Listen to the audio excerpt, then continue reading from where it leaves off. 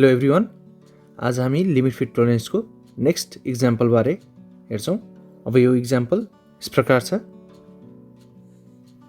100 H7 S6 भनेर दिएको छ र यसमा हामीलाई H को भ्यालु 0.000, 7 को भ्यालु 0.035, S को भ्यालु 0.071 र 6 को भ्यालु चाहिँ 0.022 छ।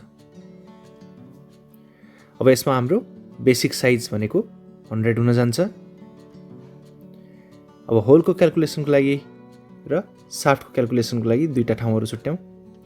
अब होलको क्याल्कुलेसनको लागि फर्स्टमा चाहिँ फन्डामेन्टल डेभिएसन अनि इन्टरनेसनल टोलरेन्स, त्यस्तै साफ्टको लागि पनि फन्डामेन्टल डेभिएसन र इन्टरनेसनल टोलरेन्स कति छ भनेर हेरौँ। अब यसमा हेरौँ त होलको लागि इन्टरनेसनल टोलरेन्स कति छ त। फन्डामेन्टल डेभिएसन 0 अनि इन्टरनेसनल टोलरेन्स भनेको चाहिँ 0.035। त्यस्तै साफ्टको लागि पोजिटिभ 0.071 र इन्टरनेसनल टोलरेन्स भनेको पोजिटिभ 0.062। यो पोजिटिभ भएको हुनाले यहाँ तल पनि पोजिटिभ भयो, त्यस्तै यो पोजिटिभ भएको हुनाले यहाँ तल पनि पोजिटिभ नै भयो। फन्डामेन्टल डेभिएसनको साइनको आधारमा चाहिँ हामी इन्टरनेसनल टोलरेन्सको साइन राख्छौँ। अब त्यसपछि हाम्रो दुईटा फर्मुलाहरू छ, BS + FD + IT। त्यो दुईटैमा लागु हुन्छ, साफ्ट र होल। र त्यसमा चाहिँ सबै भ्यालुहरू राखौँ। बेसिक साइज भनेको 100 छ यसमा, फन्डामेन्टल डेभिएसन 0 होलको, इन्टरनेसनल टोलरेन्स भनेको 0.035। अब यो सबै जोइन गरिसकेपछि 100.035, त्यस्तै बेसिक साइज भनेको हाम्रो 100 आउँछ र दुईटा मध्ये ठुलो भनेको हाम्रो 100.035 छ। त्यसैले गर्दा त्यसलाई चाहिँ म्याक्सिमम डायमिटर र 100 लाई चाहिँ मिनिमम डायमिटर। त्यस्तै हामी साफ्टको लागि हेर्छौँ। साफ्टको पनि 100 + 0.071 + 0.022। त्यति गरिसकेपछि हाम्रो 100.0393 आउँछ। त्यस्तै बेसिक साइज पनि 100.071। अब यो दुईटा मध्ये ठुलो भनेको चाहिँ हाम्रो 100.093 छ, त्यसैले त्यो चाहिँ म्याक्सिमम डायमिटर अफ साफ्ट र 100.071 भनेको चाहिँ मिनिमम डायमिटर अफ साफ्ट। त्यस्तै अब हामी अलोवेन्स टेबलतिर लाग्छौँ। अलोवेन्स टेबलमा म्याक्सिमम अलोवेन्स र मिनिमम अलोवेन्सको क्याल्कुलेसनको लागि ठुलो डी माइनस सानो डी हुन्छ जहिले पनि। म्याक्सिमम अलोवेन्सको लागि maximum D minus minimum D, minimum अलोवेन्सको लागि minimum D minus maximum D.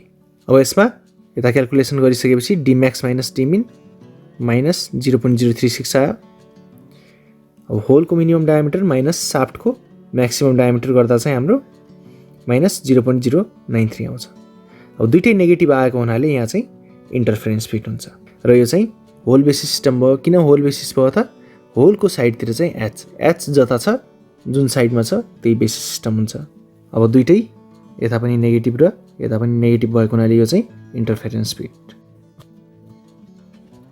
अब यसपछि हामी ड्रइङ गर्नतिर लाग्छौँ। यसको एउटा ड्याटम लाइन बनाउँछौँ र अर्को एउटा लाइन बनाउँछौँ अलि माथि, त्यसलाई चाहिँ बेसिक साइजको लाइन भन्छौँ।